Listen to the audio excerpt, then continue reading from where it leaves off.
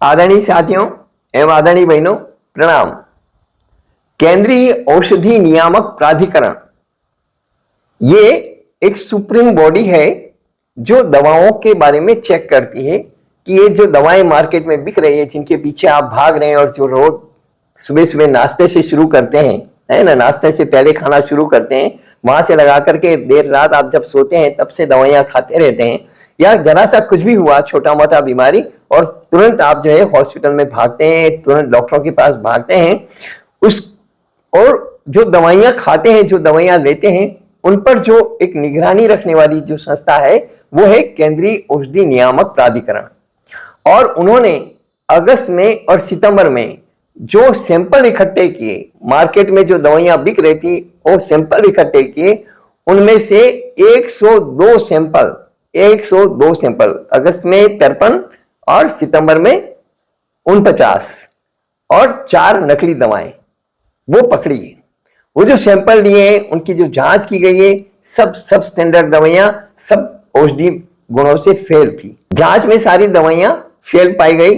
इन दवाओं में कई बड़ी नामी कंपनियों द्वारा निर्मित दवाएं भी शामिल हैं। इस लिस्ट में, जो लिस्ट उन्होंने वेबसाइट पर डाली है, इस लिस्ट में शामिल दवाओं में बीपी, डायबिटीज, एसिड रिफ्लक्स यानी एसिडिटी और विटामिन की कुछ दवाएं भी शामिल हैं। इसके अलावा CDSCO यानी जो केंद्रीय औषधि नियामक प्राधिकरण है, उनने जिन दवाओं को फेल किया है उसमें बुखार उतारने वाली paracetamol, pain killer, diclofenac, anti fungal medicine, fluconazole जैसी देश की कई बड़ी फार्मास्यूटिकल कंपनियों की दवाएं भी शामिल हैं। बड़ी बड़ी फार्मा कंपनियों की दवाएं भी शामिल है। यहां बता दें कि ये सभी दवाएं मेडिकल टेस्ट में फेल हो गई हैं और इनको सेहत के लिए नुकसानदेह भी बताया गया है। उसके बावजूद मार्केट में धड़ल्ले से अभी भी चल रही है। अगस्त में 53 और सितंबर में 49 कुल 102 दवाओं के नमूने फेल हो गए हैं, जबकि 4 दवाएं नकली पाई गई हैं। लेकिन अफसोस इस बात का है कि ये सभी दवाएं अब भी बाजार में धड़ल्ले से बिक रही है। इन सभी 106 दवाओं की सूची हमारे पास में है और केंद्रीय औषधि नियामक प्राधिकरण की वेबसाइट पर भी मौजूद है, जिसे कोई भी व्यक्ति देख सकता है। तो किस पर भरोसा करें?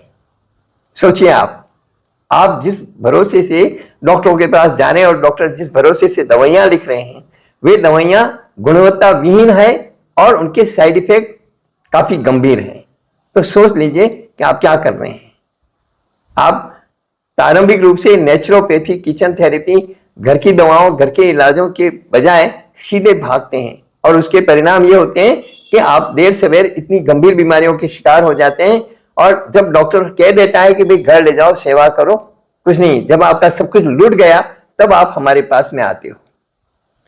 इस लिस्ट में कैल्शियम सप्लीमेंट, शेल्कम 500 और एंटासिड पेन डी सहित 4 दवाओं के चुनिंदा बैचों को नकली घोषित किया गया है। इसके साथ ही एक रिपोर्ट के मुताबिक इन नकली दवाओं की लिस्ट में यूरिमैक्स डी भी शामिल है। इस दवा का इस्तेमाल सौम्य प्रोस्टेट हाइपरप्लासिया या प्रोस्टेट ग्रंथि के बढ़ने, जिसके आजकल बहुत ज्यादा शिकार हो रहे हैं लोग प्रोस्टेट के, उस ग्रंथि के इलाज के लिए, प्रोस्टेट के इलाज के लिए जिस दवाइयां काम में ली जाती है वो ये सभी नकली और घटिया मिली है। इसके साथ ही इस लिस्ट में डेकाड्यूरोबियोलिन 25 इंजेक्शन भी शामिल है। बता दें कि इसका इस्तेमाल मेनोपॉज के बाद महिलाओं में ऑस्टियोपोरोसिस के इलाज के लिए किया जाता है, यह भी फेल है। व्यापक रूप से इस्तेमाल होने वाली शेल्कॉल 500 कॉम्बिनेशन ड्रग, पेन डी और लाइफ मैक्स कैंसर लेबोरेटरीज द्वारा निर्मित विटामिन D3 की गोलियां भी टेस्ट में फेल हो गई हैं।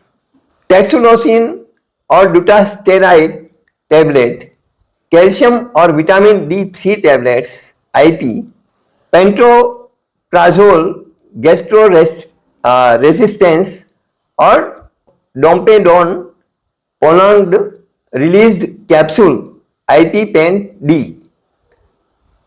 नंद्रोलॉन डेकानालोट इंजेक्शन IP 25 mg। इस लिस्ट में Alkem health science, Aristo pharmaceuticals और हिंदुस्तान एंटीबायोटिक्स जैसी फेमस दवा कंपनियों के कई प्रोडक्ट्स शामिल हैं। जो दवाएं नकली पाई गई वे भी, और दूसरी भी जो जांच में सही नहीं पाई गई। जांच में Karnataka antibiotics and pharmaceuticals limited द्वारा उत्पादित पैरासीटामोल की गोलियां में भी गुणवत्ता संबंधी मुद्दे सामने आए हैं। तो पैरासीटामोल एक तरफ अभी बुखार वगैरह चल रहा है, कई लोगों को बहुत सारा मौसमी बीमारियों से जकड़े हुए और लोग पैरासीटामोल खा रहे हैं, लेकिन वो पैरासीटामोल गुणवत्ता में फेल पाई गई है। बता दें कि शेल्कम और पल्मोल सिल इंजेक्शन जिनका इस्तेमाल हाई बीपी के लिए किया जाता है वो भी इस टेस्ट में फेल हुई है।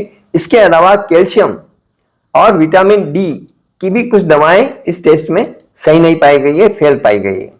ये दवाएं इस्तेमाल न करने के लिए केंद्र सरकार ने बाकायदा आदेश भी जारी किया है कि glucoamylase, pectinase, amylase, protease, alpha galactosidase, cellulase, lipase, bromelain जैसी दवाओं का इस्तेमाल करने से खतरा हो सकता है। ये केंद्रीय सरकार ने हिदायत दी है। बता दें कि जो दवाएं फेल की गई हैं उनमें हेयर ट्रीटमेंट के लिए एंटी पैरासिटिक दवाएं भी शामिल हैं। तो आप समझ लीजिए कि ये जो दवाइयां आप खा रहे हैं कितनी खतरनाक हो सकती है। और बहुत सारी दवाइयां ऐसी है जिनके ऊपर हम पहले वीडियो बना चुके हैं कि जो डायबिटीज को बढ़ाती है। बहुत सारी दवाएं ऐसी है जो आपके शरीर में एसिडिटी को बढ़ाती है। बहुत सारी दवाइयां ऐसी है जो आपकी किडनियों को खराब करती है। यहां तक कि जो आप डायबिटीज को कंट्रोल करने के लिए दवाइयां ले रहे हैं, एसिडिटी को कंट्रोल करने के लिए दवाइयां ले रहे हैं, बीपी को कंट्रोल करने के लिए दवाइयां ले रहे हैं, उनसे कभी न कभी किडनियां खराब होती है। ये भी प्रमाणित हो चुका है।